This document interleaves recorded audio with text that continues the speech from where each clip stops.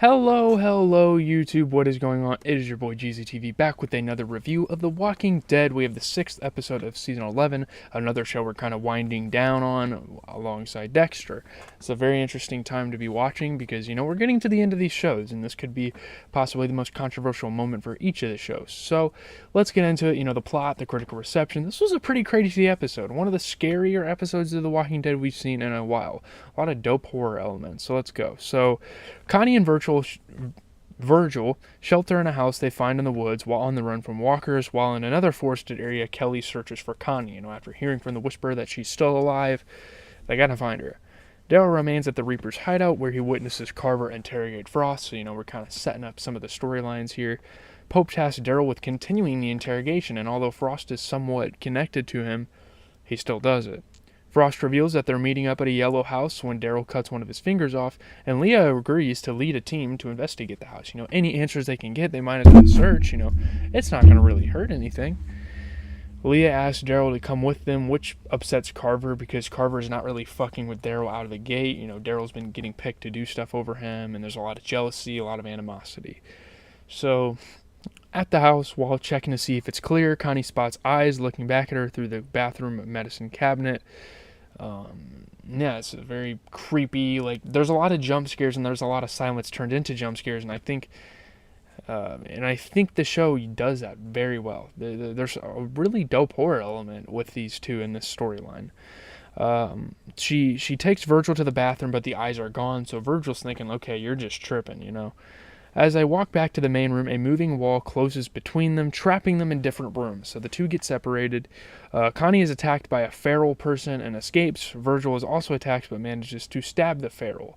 So there's pretty much these super malnourished, super hungry, super aggressive people that are pretty much on the verge, or they've already gone insane at this point. Kelly comes across a camp in the woods that Connie stayed at with Virgil, finding a small journal Connie was keeping to possibly, get some hints and to figure out her whereabouts.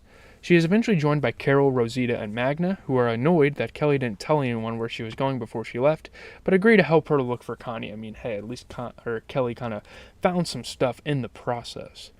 When Leah's search party arrives at the yellow house, Daryl covertly signals Maggie, Negan, Gabriel, and Elijah, who hide in a compartment in the floor to avoid the Reapers. So there's kind of like a rug, and he's telling them to kind of lie low because, hey, the Reapers are in town. He's pretty much spying out for them. He is kind of loyal to them. He shows some genuine loyalty to the group, but at the same time, he wants to protect the people he came up with pretty much as day ones in the apocalypse.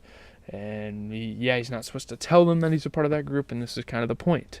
The Reapers search until they come upon Maggie's house, the house that they were supposed to be in. Finding it empty, Daryl suggests they could have escaped out the back, but Carver is suspicious. He cannot trust Daryl. Again, these two kind of have this rivalry kind of going on. And from the start of the episode, it's kind of abrupt how he all of a sudden gets pissed at him. I don't know. He questions if Daryl is loyal to the Reapers, but Leah suggests they check the remaining houses. Carver finds the hidden door, but upon lifting up the carpet, it is empty. So now they're kind of looking at Daryl okay, what the fuck did you do? Did you hide these people? Did you hide people down there and allow them to escape? It's kind of a shitty thing to do being a part of the Reapers, and they start to kind of get suspicious against him. I don't think Leah will ever do anything to Daryl because they used to be loved ones. They used to be romantic with each other. In the room, Virgil tells Connie to leave him, but she insists that she's not leaving, and he agrees to go with her. Connie is too good of a person to leave Virgil behind. They run out of the room with and are ambushed by the feral people. While fighting, Virgil is stabbed repeatedly, so he's getting fucked up. He's on the verge of dying. You kind of think, oh shit, this might be the end for Virgil, which kind of sucks, because he was a side character that didn't get a lot of coverage, but no, he survives. Connie hides Virgil behind her and covers herself in guts from a dead feral before letting the walkers in to devour the ferals. And at first you kind of think, are these zombies that have evolved? And then eventually when the walkers come in and start eating them, you're like, oh shit, no, they're just human beings that haven't ate, haven't showered, haven't got haircuts, haven't done anything in a very long time. So they kind of look like the fucking, the guy from the Hobbit movies, the fucking or is that Harry Potter?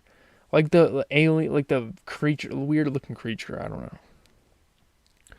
Connie and Virgil are attacked again outside, but the Farrells are killed by Slingshot. And out of the blue, Kelly, Carol, Rosita, and Magna run over to Connie as the two sisters embrace. So those two have finally been reunited, and that storyline can close. So, after checking all the buildings, Leah's group arrive back at Meridian and tell Pope that they didn't find anyone. They see Frost's dead body tied to a pole, and Pope says that he got everything he needed out of Frost before bringing Carver inside Meridian. Who knows what he's going to do with Meridian? Do they have something against Daryl? We're not really sure. This was a pretty solid episode. This video is not going to be very long. I mean, it got pretty much to the point. This is one of the best episodes of season 11 so far, I'll say that. It got 100%, 8.9 out of 10, 13 reviews on Rotten Tomatoes. You know, we always mention them in our videos. While the Reapers have yet to coalesce into a memorable threat, on the inside enthralls with a horror house set piece that will terrify even the most hardened Walking Dead fans. Yeah, like the silence of like the deaf person that is Connie going through the house and then all of a sudden getting jump scared. Those were genuinely like very effective jump scares. You know, the episode's tone and story was great. It was the scariest Walking Dead episode in a very long time. Calling to mind classic horror films like The People Under the Stairs. The episode was completely implausible and ridiculous, but had such a fun horror movie vibe. Yeah, you know, The People Under the Stairs definitely got that the comparisons. 4.5 out of 5 on Den of Geek. Nico Tira's direction, the writing, the themes of horror were great. This is the most jaw-clenching, teeth-grinding episodes of straight-out horror that The Walking Dead has done, probably. I mean, maybe not even in a while, probably just ever. A B+ on the AV Club, one of the scariest installments of the series in years, again. That's what a lot of people are saying. It is kind of unintentionally funny. Its use of horror tropes are effective at creating tension prior to the reveal of the pack, but the tension falls flat after the reveal. Like, there's just these like hungry people walking around. So yeah, I do like the edge of your seat nature. I love the intensity of the show, and this is something we've been missing over the last couple of seasons. So I really appreciate, you know, that the creators decided to do this.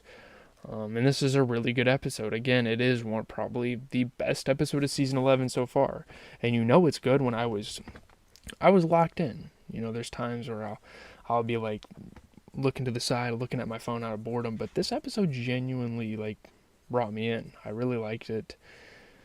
The reveal, yeah, did fall kind of flat, but yeah, leave a like, comment, subscribe. As always, it is GZTV, giving you guys the best TV show, movie, music, video game content, all that stuff. And later today, we have music. We have Travis Scott and Quavo's collab album to review in celebration of Travis Month, because Utopia